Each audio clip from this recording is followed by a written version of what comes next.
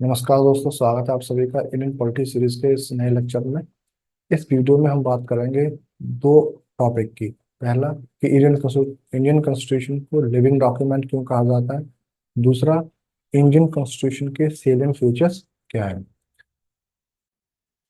Indian constitution को living document क्यों कहा जाता है, तो अगर हम देखें इन जनरल किसी भी कॉन्स्टिट्यूशन को लिविंग डॉक्यूमेंट जब कहा जाता है when that constitution is capable of adapting changing needs in society.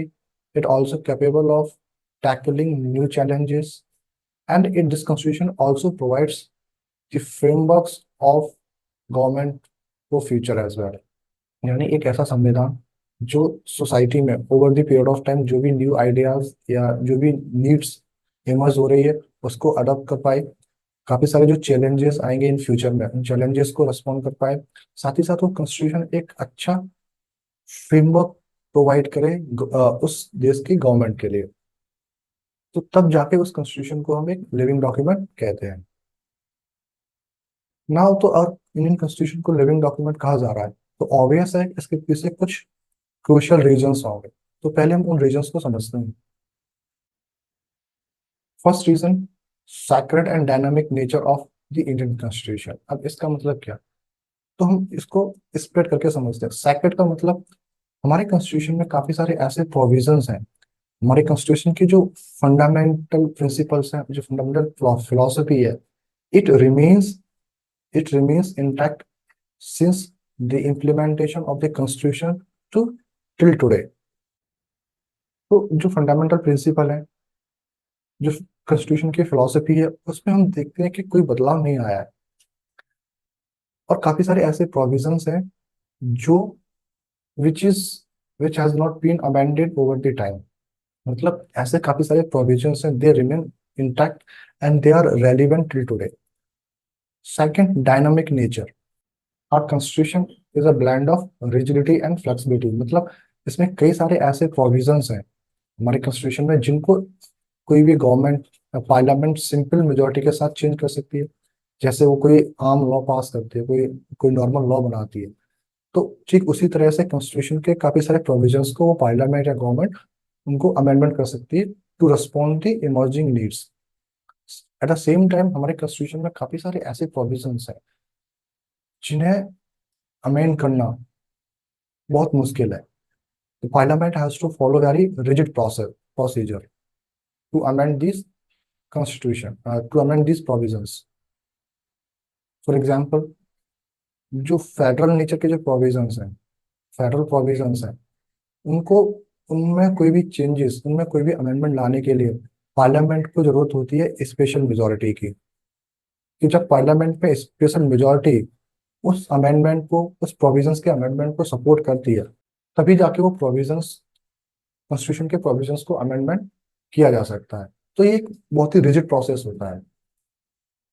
साथ ही साथ हमारे कॉन्स्टिट्यूशन में काफी सारा ऐसा स्कोप है कि ये किसी भी डेमोक्रेसी में नेचुरल होता है कि ओवर द टाइम नए आइडियाज डेवलप हों, नई नीड्स डेवलप हों, ठीक है, नए चैलेंजेस डेवलप हों। तो कॉन्स्टिट्यूशन में हमेशा इतना स्कोप होना चाहिए कि वो उन आइडियाज, उन नीड्स, उन चैलेंजेस को प्रॉपरली और एडिक्वेटली रिस्पॉन्ड कर सके और उन्हें अडॉप्ट कर सके। फॉर एग्जाम्पल, EWS रिजर्वेशन, यानी जो economically weaker sections of the society है उनके लिए एजुकेशन इंस्टीट्यूशन या गवर्नमेंट जॉब में रिजर्वेशन की बात हो, तो हम देख रहे हैं कि ओवर द टाइम सोसाइटी के अंदर ये नीड महसूस हुई कि जो लोग इकोनॉमिकली वीकर हैं, ठीक है, उनको भी गवर्नमेंट जॉब या एजुकेशन इंस्टीट्यूशंस में रिजर्वेशन, उनके लिए भी रिजर्वेशन होना चाहिए। तो हमारे कॉन्स्टिट्यूशन में इतना स्कोप है कि वो इन नए जो नीड्स हैं, नए जो रिक्वायरमेंट्स हैं सोसाइटी में, उनको अडॉप्ट करे और रेस्पॉन्स कर सके। Second, majority displayed by the political leadership. जो हमारी पॉलिटिकल पार्टीज हैं, पॉलिटिकल ग्रुप्स हैं, या जो गवर्नमेंट है या जो पार्लियामेंट है, it displayed very majority towards the values and the provisions of the constitution.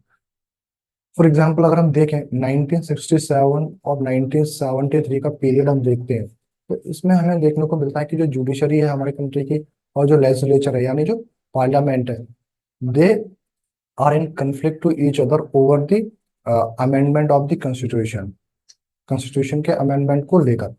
तो हमने देखा कि इस पीरियड में पार्लियामेंट ने काफी सारे संशोधन किए, ठीक है, और उन कई संशोधनों को हमारी जुडिशरी ने नल एंड वॉइड यानी अनकॉन्स्टिट्यूशनल डिक्लेयर किया था।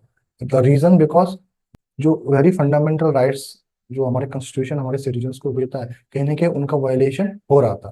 तो एक पहली चीज। दूसरी चीज, यहाँ पे parliament try to establish a parliamentary supremacy over the other organs of the government which judiciary prevented. तो एक लंबे समय के कन्फ्लिक्ट के बाद जुडिशरी और लेजिस्लेचर यानी पार्लियामेंट को एक महसूस हुआ कि इन इस प्रॉब्लम के रिजोल्यूशन के लिए we need to have a balance and long term solution. As a response of it in 1973 में Supreme Court of India Kesavananda Bharati case में एक न्यू इनोवेटिव डॉक्ट्रिन इंट्रोड्यूस करता है जिसको हम बोलते हैं बेसिक स्ट्रक्चर। अब बेसिक स्ट्रक्चर क्या है? सुप्रीम कोर्ट ने बेसिक स्ट्रक्चर को कहीं डिफाइन नहीं किया है, लेकिन अगर हम इसको थोड़ा लिटरली समझें तो संविधान के ऐसे भाग जो उस संविधान की नींव है, संविधान के ऐसे प्रोविजंस जो इस बेसिक स्ट्रक्चर का पार्ट है, ठीक है। Parliament did not have a power to amend these provisions, rest of the provisions parliament can amend, ठीक है। लेकिन बात अभी यहाँ पे खत्म नहीं हुई। फर्दर ईयर्स में हम देखते हैं कि पार्लियामेंट और भी कई सारे अमेंडमेंट्स लेके आती है, जिसमें से जो मेजर अमेंडमेंट था that was the 42nd amendment act 1976 में। इस इस अमेंडमेंट के थ्रू पार्लियामेंट ने संविधान में भारी बदलाव किए, और यही रीजन है कि इस अमेंडमेंट को हम मिनी कॉन्स्टिट्यूशन भी कहते हैं, ठीक है। लेकिन इन चीजों के बावजूद भी जुडिशरी ने टाइम एंड अगेन अपने डिफरेंट डिफरेंट वर्डिक्ट्स में इस बात को रीइटरेट किया कि पार्लियामेंट के पास पावर है कि वो किसी भी कॉन्स्टिट्यूशन के किसी भी प्रोविजंस को अमेंड कर सकती है, लेकिन वो उन प्रोविजंस को अमेंड नहीं कर सकती जो this which provisions that forms the very part of the basic structure. तो एक प्रोलॉन्ग्ड कॉन्फ्लिक्ट के बाद इवेंचुअली जो हमारे देश में पॉलिटिकल पार्टीज थे, पॉलिटिकल ग्रुप्स हैं, पॉलिटिकल लीडर्स हैं, गवर्नमेंट या पार्लियामेंट है, eventually they all except this doctrine of basic structure. Similarly अगर हम देखें, जब 1997 में सुप्रीम कोर्ट ने विशाखा गाइडलाइंस इशू की थी for the protection of women from harassment eight work place. तो जब सुप्रीम कोर्ट ने विशाखा गाइडलाइंस इशू की 1997 में, और सुप्रीम कोर्ट ने मैंडेट किया गवर्नमेंट को, जो भी पॉलिटिकल लीडरशिप थी हमारे कंट्री में, कि government should enact a proper law to ensure the protection and the safety of women at work place. And finally 2013 में जाके हमारी जो पार्लियामेंट है या जो की सरकार है उसने सेक्सुअल हरासमेंट एक्ट इनैक्ट किया। तो हम देख रहे हैं कि जो पॉलिटिकल लीडरशिप है, पॉलिटिकल ग्रुप्स हैं, over the time they display a maturity towards the very idea and foundation of the constitution and towards the order or recommendation of the Supreme Court. Third important reason है contribution of judiciary. Judiciary actually played a very crucial role in making our constitution as a living document. हम जानते हैं कि judiciary is a protector and guarantor of the fundamental rights of the Indian citizens. साथ ही साथ हम अगर judicial innovations को देखें which makes our constitution more dynamic and which eventually contribute making it a living document. For example, तो basic structure आने के बाद, बेसिक स्ट्रक्चर का डॉक्ट्रिन सुप्रीम कोर्ट के द्वारा देने के बाद ये क्लियर हो गया कि पार्लियामेंट कोई ऐसे लॉ नहीं बना सकती जो कॉन्स्टिट्यूशन के ऐसे प्रोविजंस को वायलेट करे which forms the very part of the basic structure. तो कहीं ना कहीं ये पार्लियामेंट की जो आर्बिट्ररी पावर है, आर्बिट्ररी एक्सरसाइज या मिसयूज ऑफ पावर को प्रिवेंट करती है, ठीक है। ऐसे ही अगर हम देखें PIL, innovation of PIL in 1984, in 1984, public public interest litigation, ठीक है, it is also one of the very crucial innovation from the judiciary. अब इसमें क्या था कि कोई भी लोग किसी दूसरे लोगों के बिहाफ पर सुप्रीम कोर्ट में एक PIL फाइल कर सकती है, and Supreme Court consider this appeal and take appropriate actions, and also mandate the government to take appropriate actions. तो कहीं ना कहीं this kind of innovation help in contributing empowerment of the people, ठीक है। It also it also enhance the equality in our country। और भी हम example देखें तो रिजर्वेशन की अगर हम बात करें, ठीक है, reservation in education and government jobs में, ठीक है, education institution and government jobs में, तो supreme court also fix a 50% ceiling for reservation, ठीक है।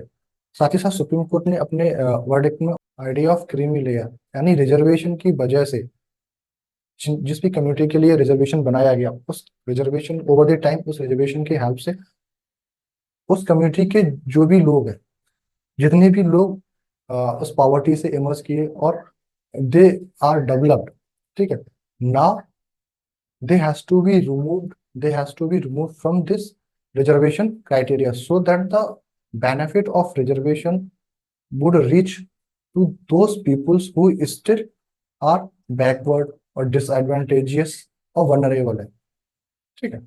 ऐसे ही judiciary through its interpretation of various provisions also also includes new rights which are needed to promote the welfare of the citizens। For example अगर हम right to education की बात करें, ठीक है, और अगर हम आर्टिकल 21 को देखें तो it this article 21 continuously expanding and including more and more rights, ठीक है, which ensures the protection of the citizens of India।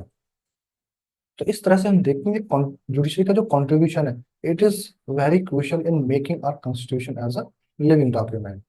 Further अगर हम देखें grand vision of constitution makers, तो कोई भी कॉन्स्टिट्यूशन तब तक डायनामिक या सैक्रेड नहीं हो सकता जब तक उस कॉन्स्टिट्यूशन को बनाने वाले लोग बहुत विजनरी नहीं रहे हों।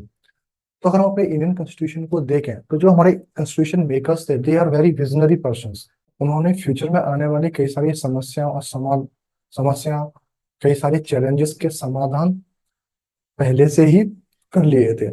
फॉर एग्जाम्पल अगर हम देखें तो इमरजेंसी प्रोविजंस इस बात को डिमोन्स्ट्रेट करते हैं, ठीक है, कि इन केस अगर कंट्री में इमरजेंसी के हालात होते हैं तो किस तरह से जो एग्जिस्टिंग गवर्नमेंट है वो इंटर कंट्री को ऑपरेट करेगी। ऐसे अगर हम देखें अमेंडमेंट्स जो प्रोसीजर्स है हमारे कॉन्स्टिट्यूशन में, इट इज वेरी रेलिवेंट, ठीक है। तो इस तरह से हम देखें तो कॉन्स्टिट्यूशन मेकर्स ने हमें एक एक इंडियन कॉन्स्टिट्यूशन के रूप में एक ऐसी लेगेसी प्रोवाइड की है जो हमारे देश की परिस्थितियों के बिल्कुल अनुकूल है, ठीक है। तो these were the main reasons behind making our constitution as a living document. हाँ, और हम देखते हैं कि कॉन्स्टिट्यूशन के कुछ ऐसे features, apart from these reasons, constitution में कई सारे ऐसे फीचर्स भी है, ठीक है, which helps actually making in our constitution as a living document.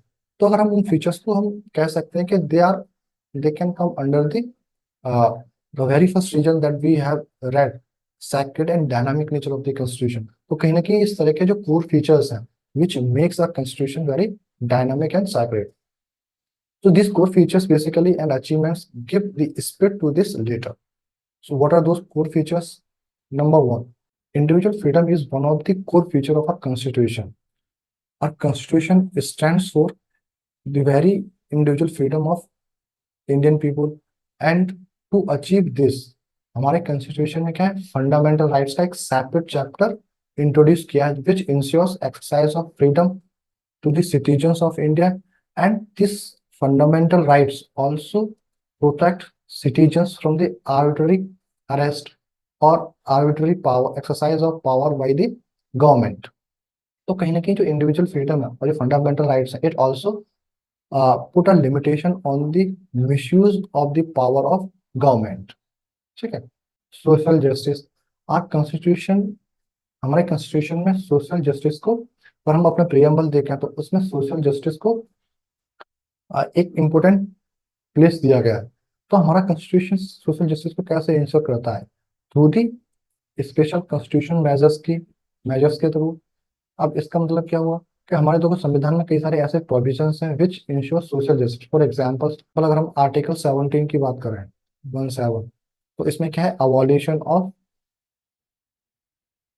Untouchability. ठीक है, अनटचेबिलिटी।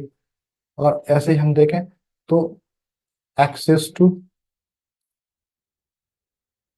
जस्टिस। ठीक है, अगर हम डीपीएसपी में बात करें तो ऐसे कई सारे कॉन्स्टिट्यूशनल मेजर्स हैं, कॉन्स्टिट्यूशनल प्रोविजंस हैं विच ensures the social justice must prevail in our society. Apart from the constitutional measures, our constitution also enable government to take positive measures towards the disadvantageous and vulnerable section. कैसे करता है ये? Through the DPSP के through. यहाँ पर part 4 में हम जानते हैं इंडियन कॉन्स्टिट्यूशन में एक डीपीएसपी का एक सेपरेट चैप्टर है। डीपीएसपी जो director principle of state policy which mandate government, कि गवर्नमेंट को वो सारे प्रोविजंस को ओवर द टाइम इम्प्लीमेंट करना है towards the socio and economic welfare of the people. So this things help in making a society more fair and just. अगर हम देखते हैं respect for diversity and minority rights, recognition of community based rights bye promoting equal respect and liberal approach among communities. तो किसी भी democracy में ये बहुत इंपॉर्टेंट हो जाता है कि जो उस देश में जो माइनॉरिटीज है उसके राइट्स को, उसके कल्चर को रेस्पेक्ट किया जाए, और जो भी डाइवर्सिटी है उस कंट्री में उस डाइवर्सिटी को भी रिकॉग्नाइज और रेस्पेक्ट किया जाए।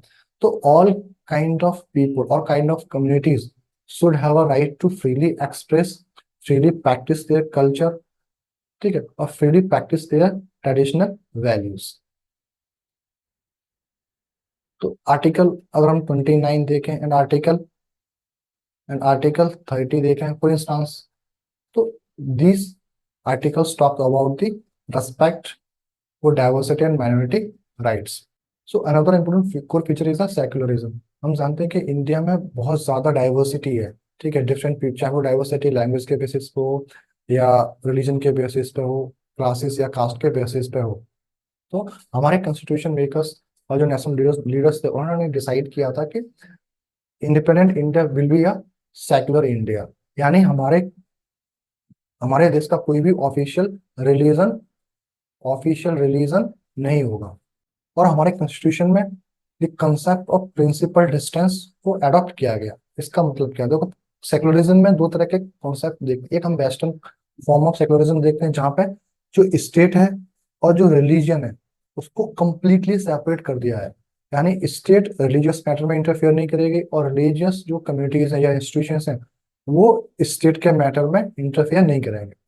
लेकिन चूंकि हमारे देश में हम जानते हैं और हम हिस्टोरिकली देखें, हम अपने सोसाइटी का स्ट्रक्चर देखें तो in our society there are various deep rooted traditions and practices which promote inequality and which are discriminatory in nature. तो ऐसे में जरूरी है कि गवर्नमेंट को इंटरवीन करना पड़े। ठीक है, तो ऐसी सिचुएशंस में इंपॉर्टेंट हो जाता है कि वेरियस इंस्टांसेस पे गवर्नमेंट इंटरवीन करे इवन इन रिलीजियस मैटर्स में। ठीक है, तो that is the means of principle distance and the recognition of equal among inter communities as important as equality between individuals. देखिए, अगर हम इंडिविजुअल्स के बीच अगर इक्वलिटी को प्रमोट कर रहे हैं और अगर हम उनके कम्युनिटीज को एक हिरारिकी में डिवाइड करते हैं तो उस इंडिविजुअल इक्वलिटीज का होने का बहुत ज्यादा मतलब नहीं होता। तो अगर हम कहीं ना कहीं देखें कि जो इंडिविजुअल इक्वलिटी होती है, this individual equality depends very much on the equality of communities. तो जब तक उस उन लोगों की कम्युनिटी को इक्वल नहीं ट्रीट किया जाएगा तो इंडिविजुअल इक्वलिटी होने का बहुत ज्यादा मतलब नहीं होता है। And the secular feature of our constitution promotes such kind of equalities।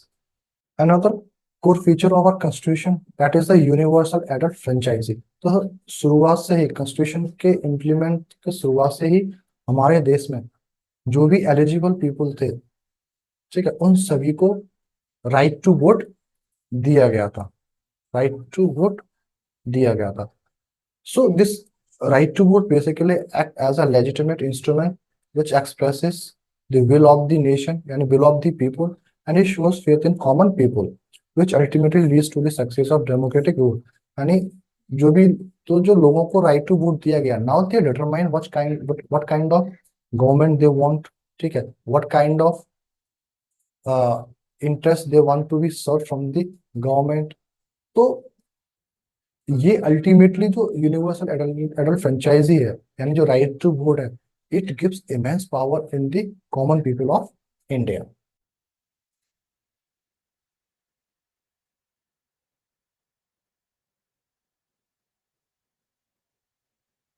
Now another important feature is the federalism.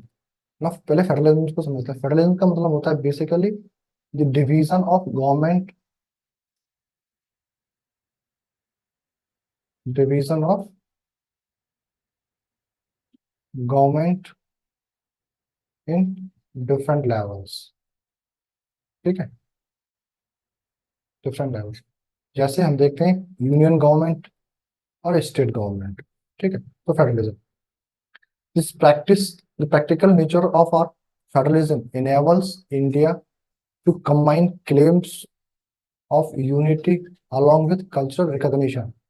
And it also embodies distinction between legal status and prerogatives of different sub-units. तो हम जानते हैं जो हमारा federalism है, it is basically asymmetrical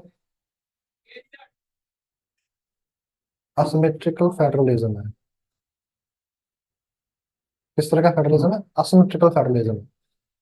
तो ये federalism it is very suitable to our Indian constitution, क्योंकि हम जानते हैं कि हमारे कंट्री में जो डिफरेंट स्टेट्स हैं, they are at the different level of growth, ठीक है, उनकी ज्योग्राफी बहुत डिफरेंट है, उनके कल्चर्स बहुत ज्यादा डिफरेंट है। तो ऐसे में बहुत इंपॉर्टेंट होता है कि कंट्री की यूनिटी को बनाए रखने के लिए इस तरह की डाइवर्सिटी को रिकॉग्नाइज करना और रेस्पेक्ट करना बहुत क्रूशियल हो जाता है। साथ ही साथ हमारे कॉन्स्टिट्यूशन में ऑल दो, अगर हम लीगल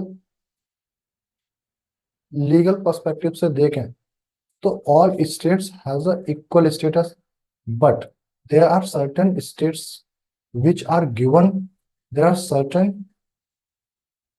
कुछ स्टेट्स हैं, सर्टेन स्टेट्स हैं, so there are, while there are certain states which are given certain specific prerogatives on the ground of, which चाहे ज्योग्राफी के ग्राउंड पे हो या ग्रोथ और डेवलपमेंट के बेसिस पे हो, कल्चर के बेसिस पे हो, ठीक है, तो ऐसे वेरियस ग्राउंड्स पे उन स्टेट्स को कुछ स्पेसिफिक प्रोरोगेटिव्स दिए गए हैं कॉन्स्टिट्यूशन के द्वारा।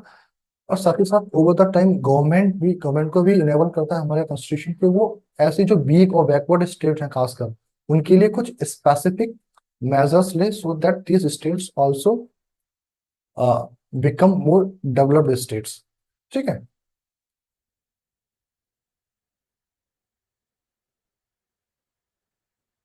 फॉर एग्जाम्पल्स जो नॉर्थ ईस्टर्न स्टेट्स हैं, ठीक है, उनको थोड़ा सा स्पेशल ट्रीटमेंट हमारे संविधान में दिया गया है, या हमारी जो गवर्नमेंट है वो स्पेसिफिक ट्रीटमेंट्स उनको प्रोवाइड करती है because of the kind of geography they have, the kind of culture they have, and the kind of developmental level these states have.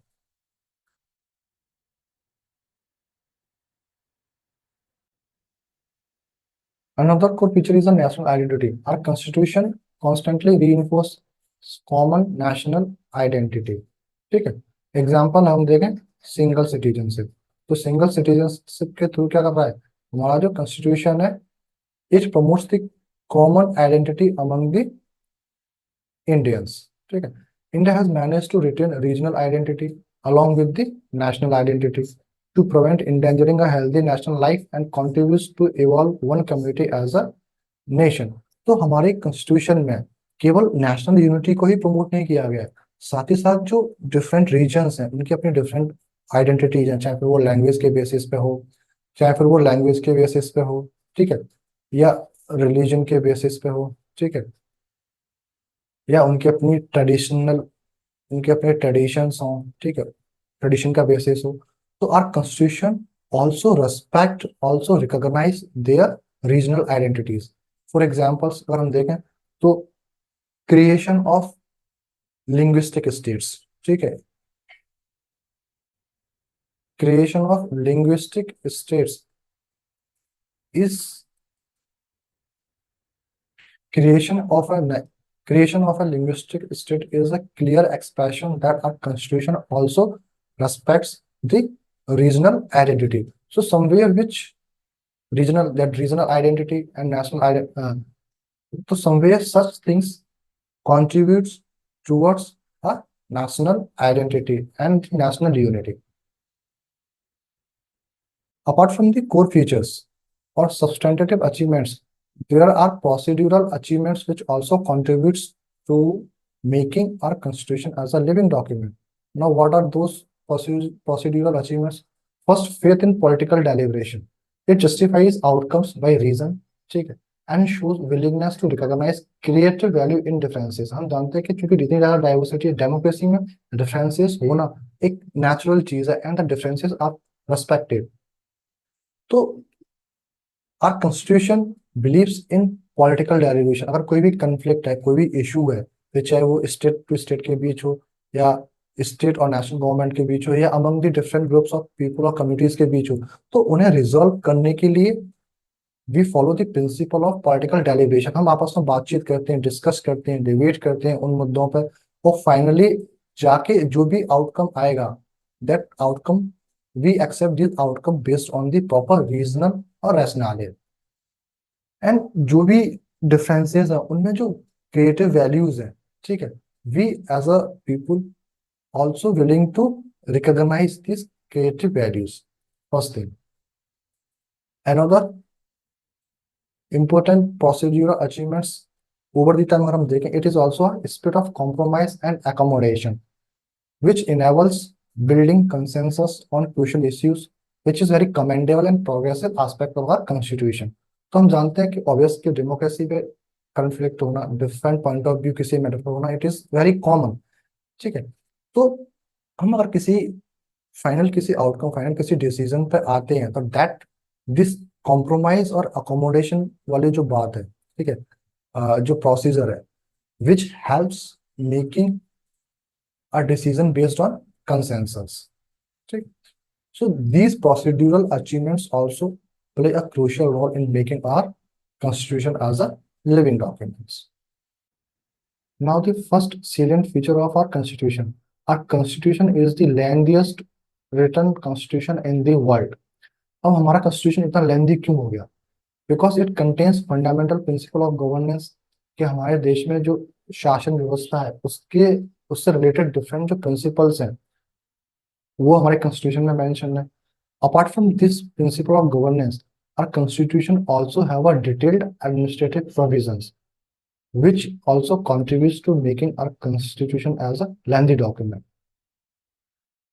क्योंकि हम अगर दुनिया के अदर देशों के कॉन्स्टिट्यूशन में देखें तो कहीं ना कहीं ये डिटेल्ड जो एडमिनिस्ट्रेटिव प्रोविजंस है which are often absence or missing। Apart from these two factors, a constitution also become lengthy because of geographical factors की हम वजह से देखें, ठीक है, क्योंकि हमारे कंट्री का वास्ट कंट्री है। So this vastness and such kind of diversity also makes up constitution a lengthy. Historical factor हम देखें, क्योंकि हम जानते हैं कि हमारा जो कॉन्स्टिट्यूशन है उसमें more more more than half of the provisions taken from the government of India 1935 से, गवर्नमेंट ऑफ इंडिया एक्ट 1935 से लिए गए, ठीक है।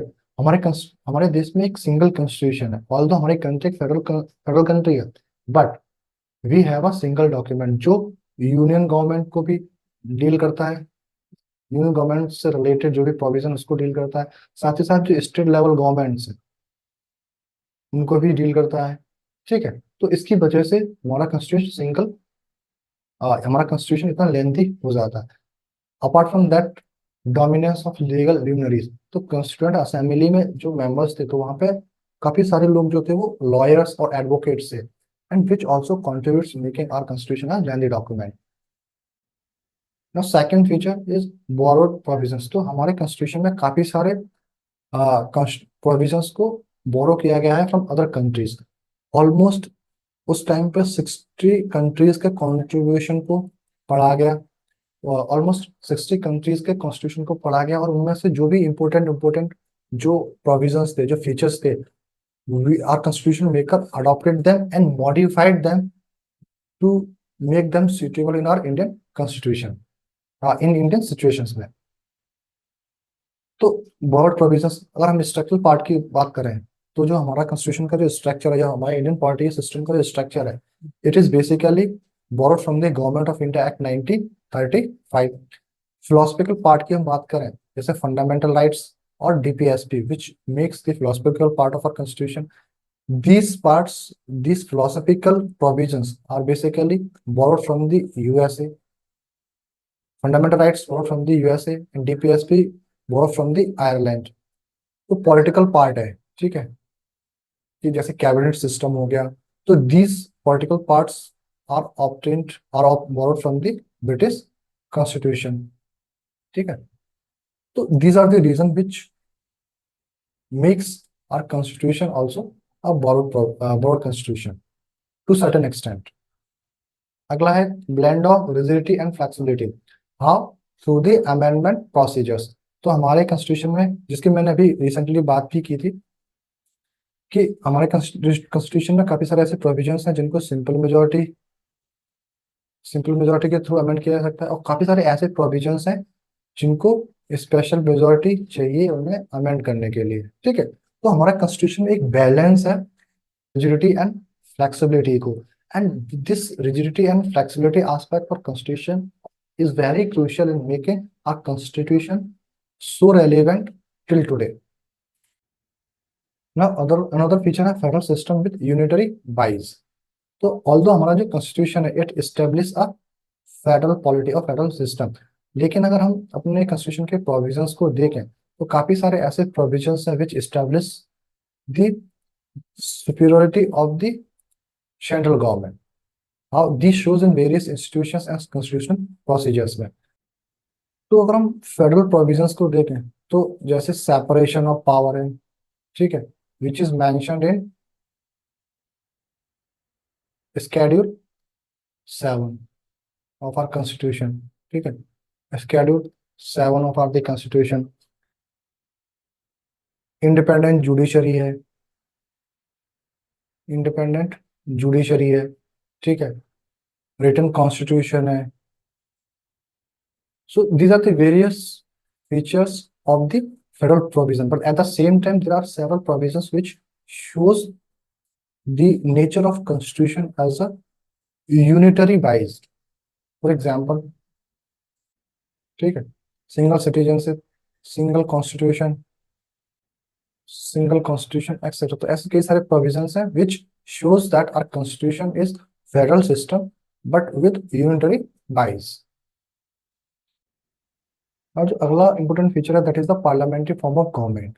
तो अगर हम आज अराउंड द वर्ल्ड देखें तो ऑलमोस्ट हर कंट्री में डेमोक्रेसी है, ठीक है। तो डेमोक्रेसी में बेसिकली दो तरह के फॉर्म ऑफ गवर्नमेंट प्रिवेल्स करती हैं, that is parliamentary form of government, other is a प्रेसी first is parliamentary form of government and other is presidential form of government. जो पार्लियामेंट्री फॉर्म ऑफ गवर्नमेंट होती है it is based on the principle of cooperation and coordination between legislative and executive organs of the government. जबकि अगर हम presidential form of government देखें, it is based on separation of powers, ठीक है। यानी जो लेजिस्लेटिव और एग्जीक्यूटिव ऑर्गन्स हैं, ठीक है, इनमें जो मेंबर्स होंगे they are completely different, they are completely different members होंगे। और यहाँ पे क्लियर सेपरेशन ऑफ पावर दिया होता है कि लेजिस्लेटिव क्या करेगा और ऑर्गन्स क्या करेगा, एग्जीक्यूटिव ऑर्गन का क्या काम होगा। सेकेंड है presidential form of government which is based on separation of powers. तो presidential form of government is also non responsible government होती है, यानी it is not responsible to the parliament of the country. जबकि parliamentary form of government में क्या है, जो भी गवर्नमेंट है it is responsible to the parliament. अब हमने प्रेसिडेंशियल हमने जो अब क्वेश्चन है कि हमने पार्लियामेंट्री फॉर्म ऑफ गवर्नमेंट क्यों चूज किया। इसका दो रीजन थे। एक तो फैमिलियरिटी थी हमें, जो हमारे फ्रीडम स्ट्रगल के टाइम पे हमारे नेशनल लीडर्स ने, जो भी ब्रिटिशर्स ने इंस्टीट्यूशंस को एस्टेब्लिश किया, ठीक है, it is of a parliamentary nature, क्योंकि हम जानते हैं ब्रिटेन में भी पार्लियामेंट्री फॉर्म ऑफ गवर्नमेंट है। तो पहली चीज फैमिलियरिटी थी। दूसरी चीज, वी प्रेफर, हमारे कॉन्स्टिट्यूशन मेकर्स थे, दे preferred cooperation and coordination among the two organs of the government, that is the legislative and executive, क्योंकि as a newly independent country we could not afford a conflict or a deadlock on various issues between legislative and executive organs। तो इसी वजह से हमने parliamentary form of government choose किया। Another important feature is synthesis of parliamentary sovereignty and judicial supremacy। तो जो parliamentary supremacy वाला feature, parliamentary sovereignty वाला फीचर है, it is basically adopted from the British constitution से, ठीक है। और जो जुडिशियल सुपरमेसी वाला फीचर है, it is adopted from the American constitution से, ठीक है। Our constitution maker adopted this synthesis of parliamentary sovereignty and judicial supremacy very intelligently। Sorry. तो इसमें होता क्या है कि देखो, जुडिशियल सुप्रीमेसी यानी जुडिशरी जो है, थ्रू जुडिशियल रिव्यू के थ्रू पार्लियामेंट के द्वारा बनाए गए ऐसे लॉ या ऐसे amendments which violate the very fundamental provisions of the constitution, that judiciary can declare such laws, such amendments as a unconstitutional. वहीं पर जो पार्लियामेंट है, it can amend majority portion of the constitution through its constituent power, ठीक है। So our constitution make us very intelligently adopted a synthesis of parliamentary sovereignty and judicial supremacy।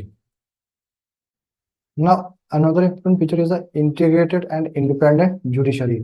तो हमारे जो Indian political system में एक हमें pyramidical structure of judiciary देखने को मिलता है, जहाँ पे एक जो डिस्ट्रिक्ट कोर्ट वगैरह हैं, सबॉर्डिनेट कोर्ट्स हैं, that are at the bottom of the judiciary. फिर हम देखते हैं हाई कोर्ट्स, फिर हम देखते हैं supreme court, that is the top at the hierarchy.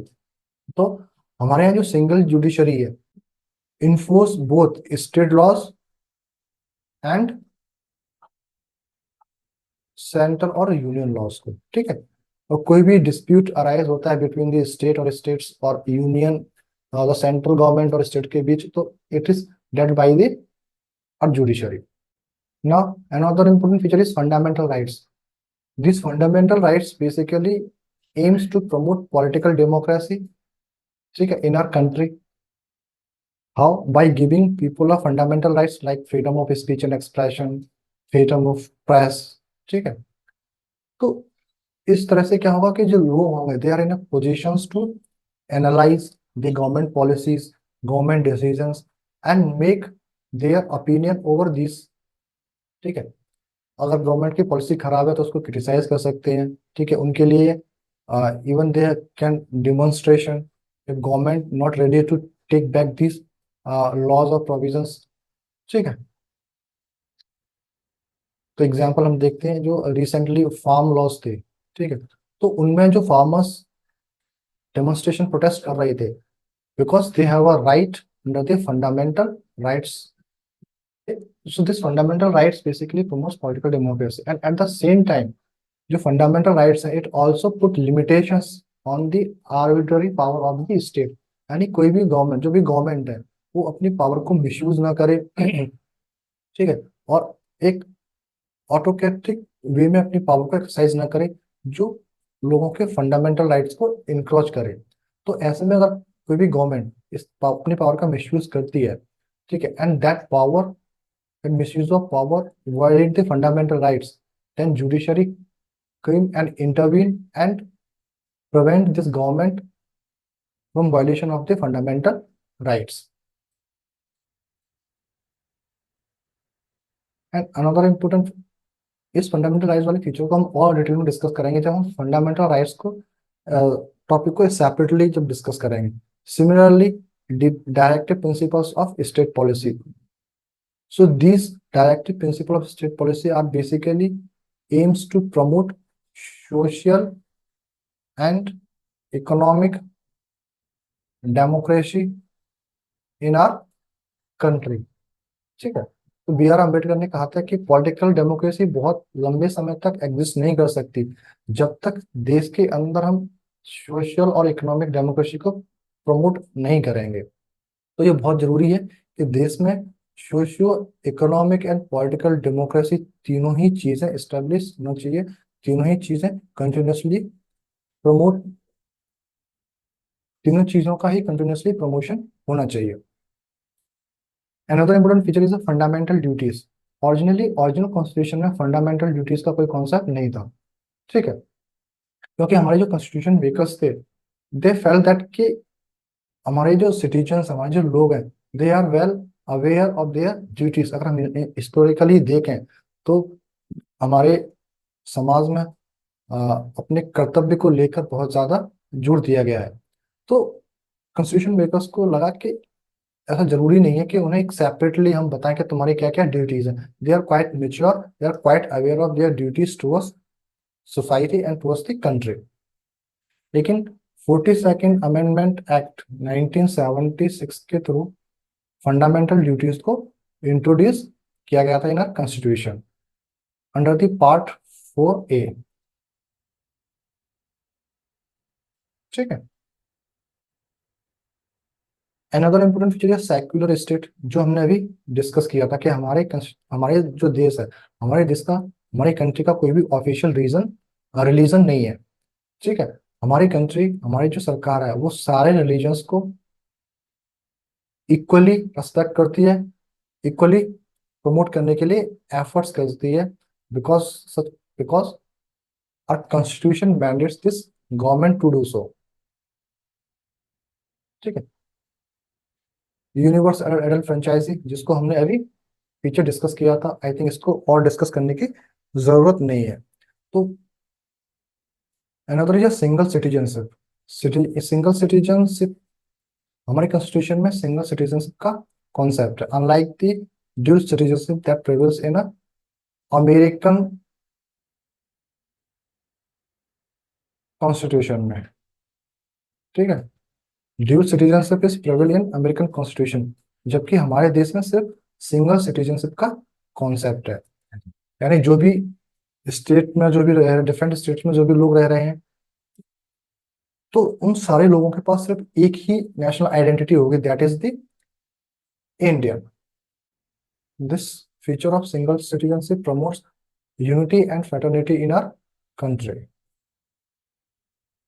Independent bodies जैसे इलेक्शन कमीशन ऑफ इंडिया हो गया, या कैग हो गया, UPSC, union public service commission, they are considered as a bulwark of the democratic system.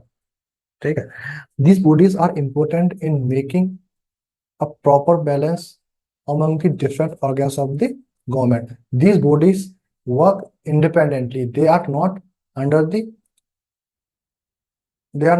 government cannot dictate terms and conditions over these bodies, because constitution itself provides the power to these independent bodies to function as a independent, and hence these bodies are considered as a bulwark of the democratic system. Another important feature is the emergency provisions. हमारे संविधान में article हम देखें, article 352, article 356 and article 360 के अंदर different form of emergency provisions का mention किया गया है।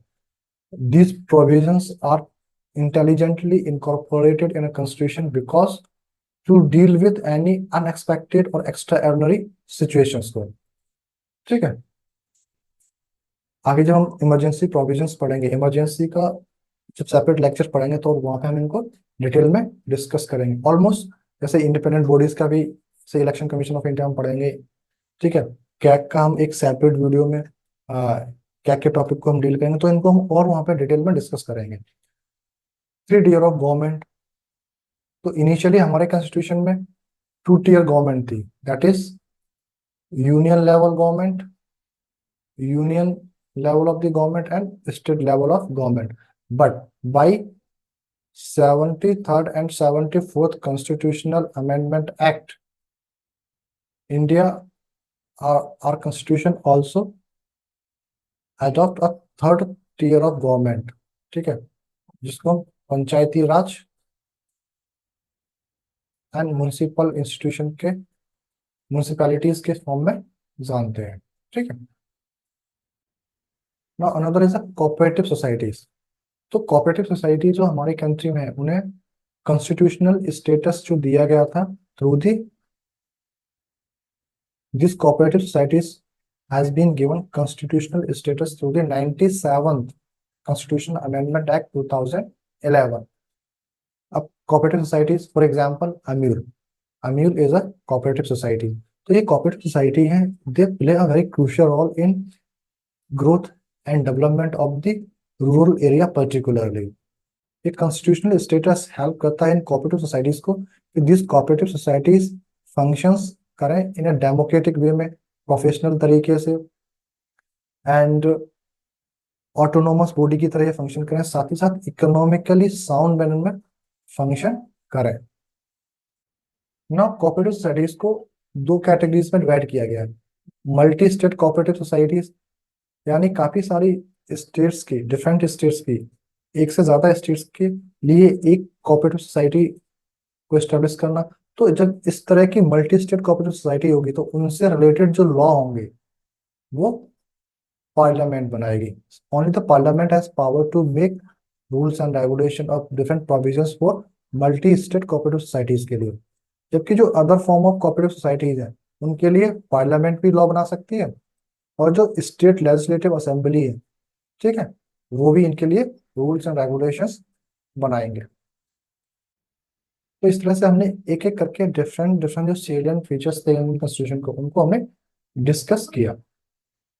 नाउ हम बात करते हैं limitations and criticism about the constitution. देखो कोई भी चीज परफेक्ट नहीं हो सकती है, ठीक है।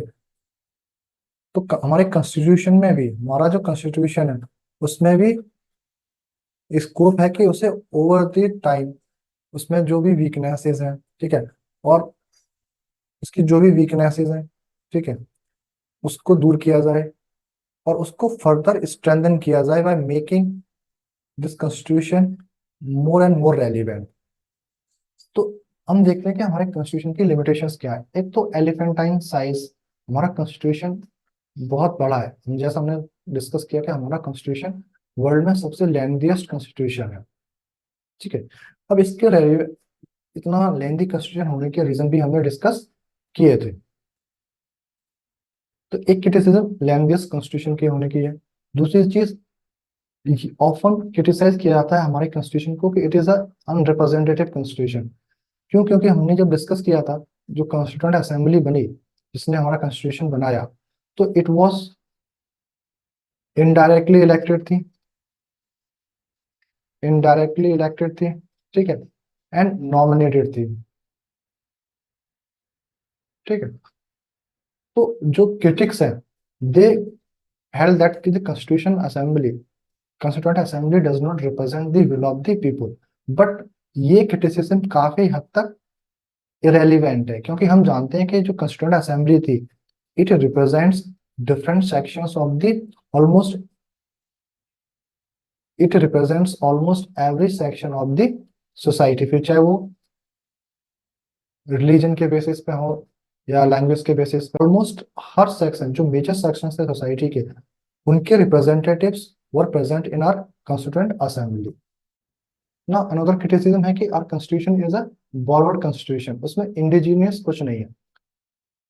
तो अगर हम एक डिफरेंट पॉइंट ऑफ व्यू से देखें तो जो it is our the intelligence of our constitution makers कि वो उस टाइम में दुनिया में जितने भी कॉन्स्टिट्यूशंस थे उन कॉन्स्टिट्यूशंस पे लगभग 16 कंट्रीज का कॉन्स्टिट्यूशन को उन्होंने गो थ्रू किया और उनकी स्टडी की और देखा कि वो किस तरह से उनमें जो अच्छे अच्छे फीचर्स हैं उन फीचर्स को वहां से अडॉप्ट किया और उन फीचर्स को एज इट इज इंट्रोड्यूस नहीं किया हमारे कॉन्स्टिट्यूशन में। उन प्रोविजंस पे डिटेल में डिबेट हुई, ठीक है, डिटेल में डिबेट एंड डिस्कशन हुआ और उन कॉन्स्टिट्यूशन उन प्रोविजंस को मॉडिफाई किया गया to make them suitable for our country. तो हम कहेंगे कि जो भी बोरोइंग थी, it was not a blind borrowing, but it is an innovative borrowing. अगला जो क्रिटिसिज्म है, it is the dominance of legal luminaries. तो इट इज ऑब्वियस था कि उस टाइम पर जो कॉन्स्टिट्यूशन असेंबली में जो मेंबर्स थे, उनमें से काफी ज्यादा मेंबर्स जो थे लॉयर्स थे या एडवोकेट्स थे। और these lawyers and advocates have a major role in our national freedom struggle. तो ये ऑब्वियस था कि यस, जो लीगल लिमिनरीज का डोमिनेंस हमें कॉन्स्टिट्यूएंट असेंबली में देखने को मिलता, पर ऐसा नहीं था कि जो भी लीगल ल्यूमिनरीज थे उन्होंने अदर जो कंस्टिट्यूएंट मेंबर्स थे उनकी वॉइस को फोर्सफुली सप्रेस किया हो, ऐसा नहीं है। उन्होंने प्रॉपरली हर इश्यू पे, हर मैटर्स पे डिटेल में डिस्कस किया और डिबेट किया, तब जाके कंसेंसस के बेसिस पे मोस्टली प्रोविजंस को अडॉप्ट और इनकॉर्पोरेट किया गया था हमारे कॉन्स्टिट्यूशन में। तो ये क्रिटिसिज्म है। अदर लिमिटेशंस क्या है? Centralise idea of national unity. तो हम देख, एक तरह से हम देखें कि yes, this is reflected in our constitution, but it is also relevant and suitable in our country, क्योंकि हमारे कंट्री में जिस तरह की डाइवर्सिटीज है, ठीक है, तो ऑब्वियस है कि over the time different kind of issues emerges and that issues may threaten our national unity। Example के तौर पे हम देखें, जैसे खालिस्तान मूवमेंट का इशू है, ठीक है, खालिस्तान का मूवमेंट इशू है, जो डिमांड कर रहे हैं वहाँ के लोग कि उन्हें इंडिया से अलग होकर एक नया राष्ट्र बनाना है। तो ऐसे में जरूरी है कि सेंट्रल गवर्नमेंट के पास पावर हो कि वो इस तरह के मूवमेंट्स, इस तरह की जो वॉइसेस हैं जो इंडिया को डिसइंटीग्रेट करना चाहती हैं, उनको सप्रेस किया जाए। ऐसे हम देखते हैं कि हिस्टोरिकली हम देखें तो नॉर्थ ईस्टर्न स्टेट्स में काफी सारी जो स्टेट्स थी, they demand a separate nation. या फिर हम देखें द्रविड़न मूवमेंट को देखें, द्रविड़न मूवमेंट जो सदर्न कंट्रीज, सदर्न स्टेट्स के द्वारा किया गया, पर्टिकुलरली तमिलनाडु के द्वारा।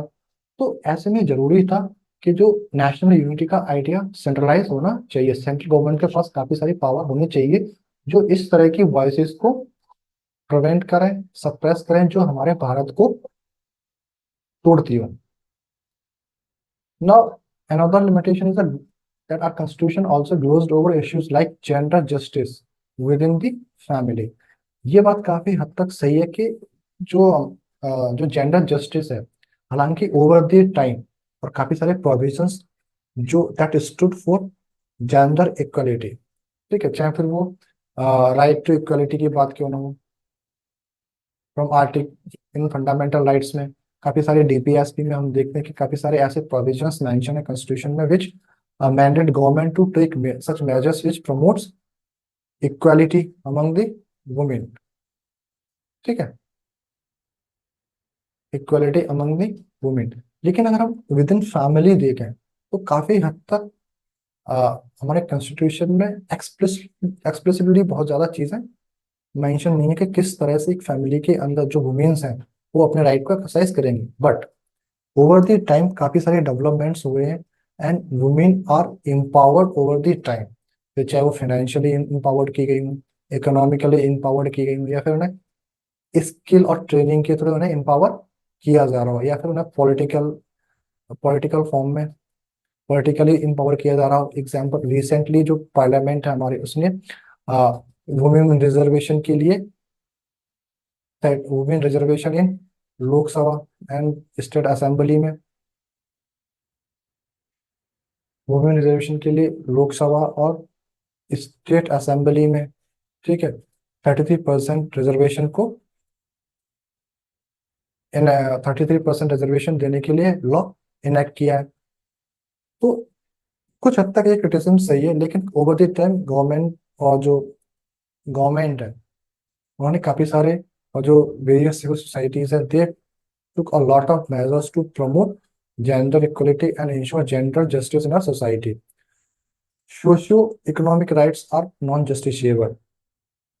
Literally, they are. This limitation is right, but this limitation to लेकिन सोशियो इकोनॉमिक राइट्स, खासकर जो डीपीएसपी की बात कर रहे हैं, तो डीपीएसपी को नॉन जस्टिसेबल बनाना के पीछे एक प्रैक्टिकल रीजन था, प्रैग्मेटिक अप्रोच थी। क्योंकि हमारा, हम जानते हैं कि जब हमारा देश आजाद हुआ तो हमारे कंट्री के पास जो रिसोर्सेस थे वो बहुत ज्यादा कम थे, इमेंस पॉवर्टी थी, ठीक है, economically financially we were the weak, ठीक है। तो ऐसे में अगर हम कॉन्स्टिट्यूशन मेकर अगर डीपीएसपी को भी जस्टिसेबल बना देते, तो under the burden to make these provisions implement in full spirit, our government will break down, ठीक है। और जब गवर्नमेंट हमारी ब्रेक डाउन होगी तो क्या होगा, ऐसे में सिविल राइट, सिविल वॉर और अदर प्रॉब्लम्स क्या होंगे, इमर्ज होते हैं। तो हमारे जो कॉन्स्टिट्यूशन मेकर्स थे उन्होंने इंटेलिजेंटली इस चीज को नॉन जस्टिसेबल रखा, लेकिन साथ ही साथ हमारा कॉन्स्टिट्यूशन मेंशन करता है through the article 37, Article 37 of the Constitution itself says that the DPSP are very fundamental to the governance of our country, and it is the responsibility of the state or government to implement these provisions in order to ensure socio and economic progress of our society. तो इस तरह से आज के हमने topic में discuss किया कि कॉन्स्टिट्यूशन को लिविंग डॉक्यूमेंट क्यों कहा जाता है, और हमने देखा कि हमारे कॉन्स्टिट्यूशन के जो सेलिएंट फीचर्स थे उन एक एक फीचर्स को हमने यहाँ पे डिस्कस किया। और कुछ ऐसे फीचर्स थे जिसको हमने डिटेल में नहीं डिस्कस किया, जैसे फंडामेंटल राइट्स हो गया, डीपीएसपी हो गया, और फंडामेंटल ड्यूटीज हो गया, इंडिपेंडेंट बॉडीज हो गई। तो इन चैप्टर्स को चूंकि मैं सेपरेट वीडियो में डिटेल में डिस्कस करूंगा, इसलिए मैंने यहाँ इस लेक्चर में कुछ जो सेलिएंट फीचर्स थे उनको मैंने प्रिसाइजली डिस्कस किया है। तो आई होप आपको ये वीडियोस अच्छे लग रहे होंगे, and thank you for watching this videos, and खुश रहिए, हेल्दी रहिए, और दोस्त आपस में प्यार बांटिए। Thank you.